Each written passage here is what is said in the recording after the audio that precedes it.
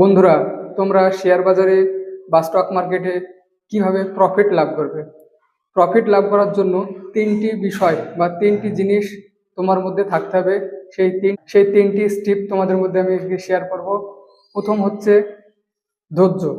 ধৈর্য তোমার জন্য অতি মূল্যবান জিনিস। ধৈর্য যদি তোমার মধ্যে থাকে, আর ডিসিপ্লিন। ডিসিপ্লিন তোমার মধ্যে থাকতেই হবে। আর লাস্ট একটি গুরুত্বপূর্ণ পয়েন্ট, সেটা হচ্ছে যে তুমি যে ট্রেড করছো সেটা অপশন ট্রেডিং হতে পারে, সেটা ইন্টারডে ট্রেডিং হতে পারে। ঠিক আছে, তোমাকে আগেই ফিক্সড করে নিতে হবে তুমি কত পার্সেন্ট নিয়ে বেরিয়ে আসবে। তোমার পার্সেন্টেজ তোমাকে আগেই ফিক্সড করে রাখতে হবে। সেটা 5% হতে পারে, 10% হতে পারে। আজকে তুমি 10% নিয়ে বেরিয়ে আসবে, সেটা আগেই তোমার ট্রেড নেওয়ার আগে তোমাকে ভাবনা চিন্তা করতে হবে। এবং সেই 10% যখনই হয়ে যাবে তখনই বেরিয়ে আসবে।